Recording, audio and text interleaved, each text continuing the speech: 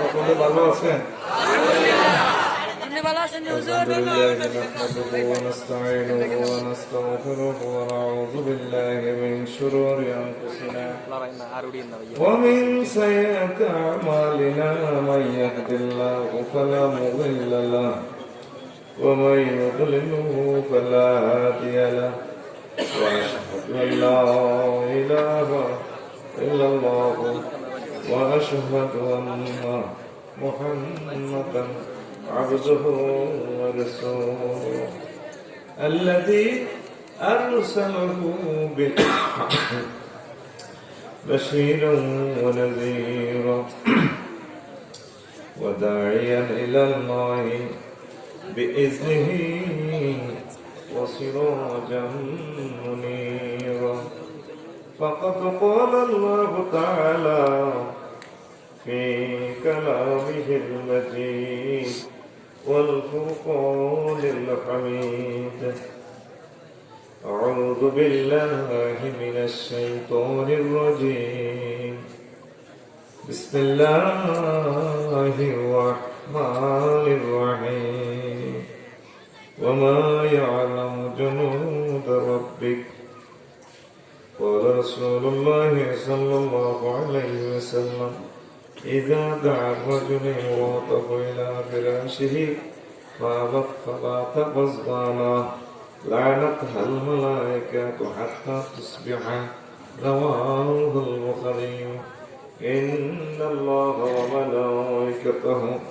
يصلون على النبي يا أيها الذين آمنوا صلوا عليه وسلموا تسليما اللهم صل على محمد وعلى آل محمد كما صليت على إبراهيم وعلى آل إبراهيم إنك حميد مجيد اللهم بارك على محمد وعلى آل محمد كما باركت على إبراهيم وعلى آل إبراهيم إنك حميد مجيد سبحان الله وبحمده سبحان الله العظيم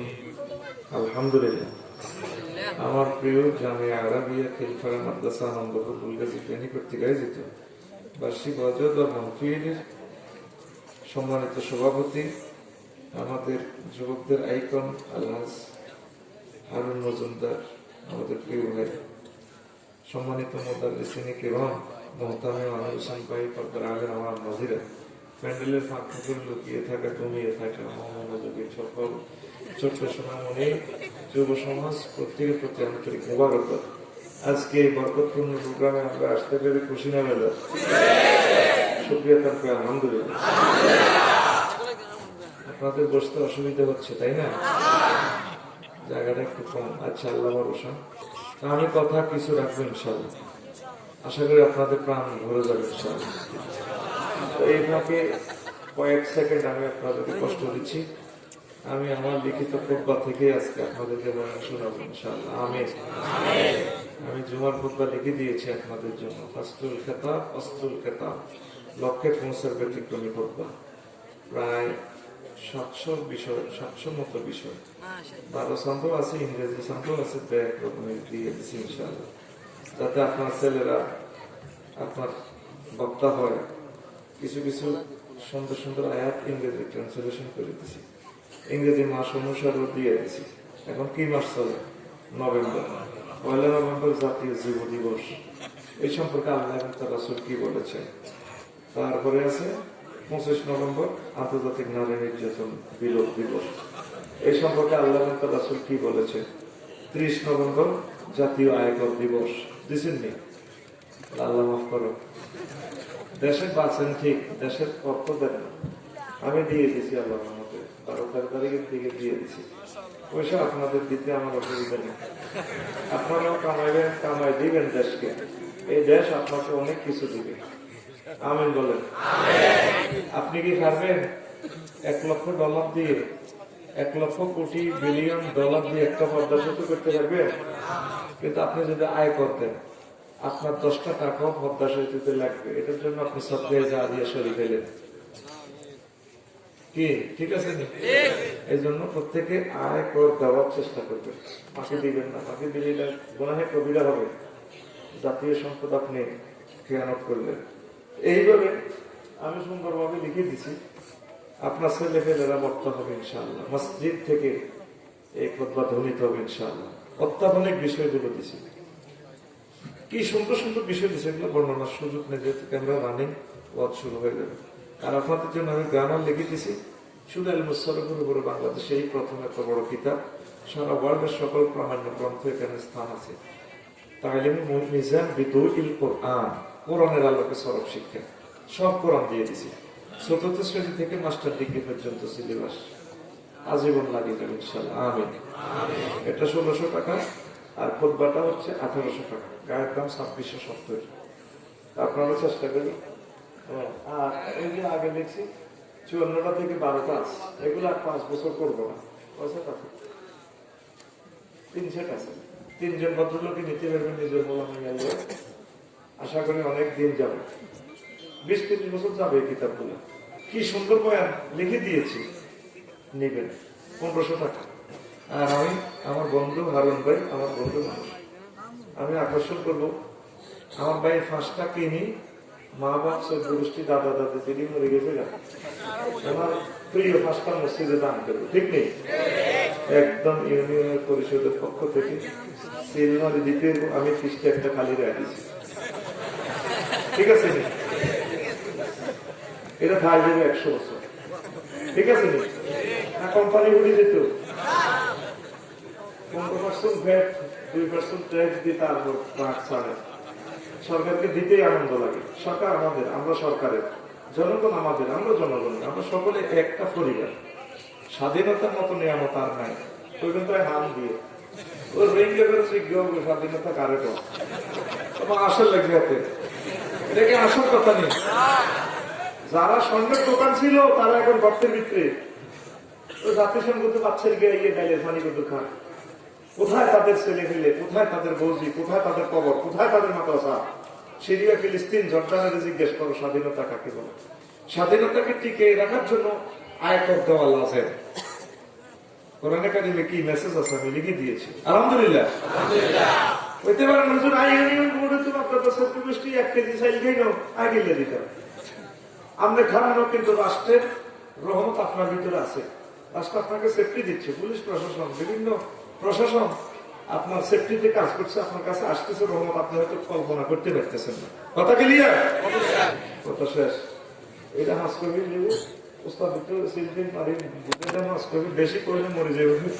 আছে 16 গভীর এদিন সবাই একবার ঢাকাইয়ে মাল লয়ে গেছে। ইচ্ছা আল্লাহ আল্লাহকে ঠিক আছে আমরা ব্যবস্থা করতে। হ্যাঁ, এটা দিয়েছে 16-18 মাগো মালদার মাটি। আমি যখন এটি করিয়ে প্রায় 30 লাখ টাকা, আমরা বিভিন্ন সরকারি অফিসাররা কর কে কিনবো, হুজুরেরা কে কিনবো। আমি তো দেখতে পাচ্ছি আমার কিনার মাটিরা আছে। আলহামদুলিল্লাহ কর। আল্লাহ আমার হারুন ভাইয়ের দোকানে হাত তুমি কবুল করো। আল্লাহ যে হাত দিয়ে তিনি রাসূল সাল্লাল্লাহু আলাইহি ওয়াসাল্লামকে সম্মানিত করেছেন, আল্লাহ এই দোকানে হাতকে তুমি নিচে নিও না, তার বংশ মর্যাদা কিয়ামত পর্যন্ত রাখিও। তার বংশ যাতে আল্লাহ কিয়ামত পর্যন্ত গরিব না হয়, তার বংশ থেকে একটা বিশ্ববিখ্যাত আলেম বানাইও আল্লাহ। যে আলেমের তামাম জগৎকে হেদায়েতের দিশা দিবে, তখন বলবে যে হ্যাঁ আমার নানু দাদা বা আমার নানু ভাইয়া এভাবে কোরআনের পক্ষে ছিল, এটা একটা বিশাল সৎকার জায়গা। তার ব্লাড থেকে যাতে একজন বিশ্ববিখ্যাত স্কলার পয়দা হয়, ওই আমরা আমি তোরা আসলে ভুল গেছি, লোকে ফুল রে কত জায়গায় পরশু গাজী গাজীপুর ও ভাই মারিয়ে গেছি তোকে কেন জানা আমাদের কিছু একজন 1000 আরেকজন কিছু 800 পয়সা আরে কালেকশন করতে আমি তো বিষয়গুলো আগে লয়ে গেছি আমি জানি তোমার একটা কাজে আর আগো ট্রেনিং সাইজে 101 কোদার গাড়া ওই গেছে 179 আরুন ভাই আমার দিয়ে দিছে মুড়ে তো সাইড হলে যা লাগে সাইবের আগে দিয়ে দিছে আল্লাহ আমার এই সমস্ত এলাকাবাসীকে তোমার রহমতের নজরে রাখিও আল্লাহ তাদেরকে আর গরিব বানাইও না আল্লাহ তাদেরকে রহমত ঢালি দাও তাইলে বাদ শুরু করিয়ে শুরু কিন্তু করিয়ে লেছি তবে এটা ঠিক গেছে তোর তোরা বন্ধ করো যে তোদের সিস্টেম মতো আটকেছে বইয়েছি বাইরে জায়গা পথে অনাসনি কেমন আমি এডি করবি এডিও দরকার এটা অনুষ্ঠানের ভিতরে তো ভাইয়ে আর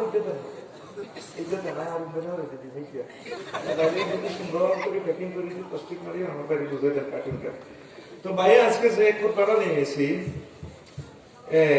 থেকে টুকুর ওয়াজ করে দিই 100 নম্বর শিরোনাম মহাবিশ্বের ফেরেশতাদের অবস্থান মহাবিশ্বের ফেরেশতাদের অবস্থান ধৈর্য ধরে 50 মিনিট পর বলে দেন ইনশাআল্লাহ রাম রইব আমিন স্ট্যান্ডার্ড আলোচনা তো আমি করি না তোরা মুসা আল্লাহ আই তোরা যে তাহলে কাজটা বানাই হয়ে তাহলে বেশি বুঝলি আয়াত বেশি কিছু বই ওয়া ইয়ালামু জুনুদা রাব্বিক আপনার প্রভুর সৈন্য সংখ্যা কত তা কেউ জানে না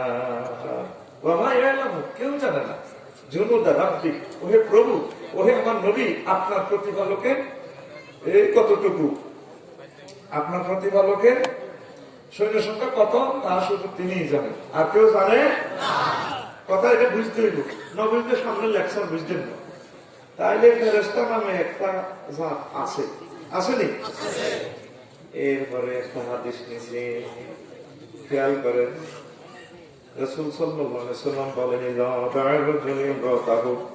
কোন ব্যক্তি যদি তার ওয়াইফের ডাকে ইলা ফারাশিহি উঠানের বাইরে ফেরাশুন মানে কি খাট খাটের মধ্যে ডাকে কাম হেয়া কাম তুমি উড়া না খাটো কোনারে তারপরে বাবা হেবড়ি কয় হেত্তার বাবা তাকাস না তার হাজবেন্ড অত্যন্ত মনে কষ্ট নিয়ে রাত্রি যাপন করেছে লানাত হাল মালায়েকা তো হাত্তা তুসবিহা ফেরেশতারা সকাল হওয়া পর্যন্ত মহিলাকে গালিগালাজ এই লানত দেয় কথা কি বুঝছেন আমরা আমাদের ওয়াইফের ডাক দিলেন প্রাণশোক আমার কাছে আসো যে যে কাজে ডাকতেছে আমরা মন ছেছি এবারে কয় কি হেত্তার তুই অত্যদিন কুড়ুর কুড়ুর করো তারপরে জিজ্ঞা মারা করে আছে তুই দাও না তুই কুত্তার মতো শুরু করছো তারপরে কি হুতেরা বিদিষ্ট আছে যে কোনো একটা রিজন দেখে উনি আপনার আহ্বানে সাড়া দিল না লানাত হাল মালায়েকা ওই আল্লাহর ওই যে সৈন্য ফেরেশতারা হইল আল্লাহর সৈন্য সারা রাত এমনিতে গজব তোর উপরে আল্লাহর গজব পড়ো তোর উপরে আল্লাহর গজব পড়ো আল্লাহ লানত পড়ো রাসূল সাল্লাল্লাহু আলাইহি ওয়াসাল্লামের হাদিস বুখারী 3237 নম্বর হাদিস 3200 কথা কয় 3200 মনে করতেছে হুজুরে মজা করে করবো তাহলে বাড়ির কথা কোরআনে কারীম এরপর আসমানের নিচে জমিনের উপর সবচেয়ে সহিহ গ্রন্থ সহিহুল বুখারী এর কত নম্বর হাদিস 3237 3237 ওইটার যুগে কিচ্ছা কাহিনী কইবার সুযোগ নাই এটা কইলে হলাই না সাহাবাই ঠিক নেই অনেক দলিল নকতি করতে হইব না বলা দেখুন আফসারি সাহেব তো সিটিং হয়ে গেল এই আল্লাহ তো করে দাগ নম্বর বলে দিছি সহিহ বুখারী 3237 নম্বর হাদিস তা আমার মজার একটা কথা কই এই যে মামলাটা যদি আল্লাহ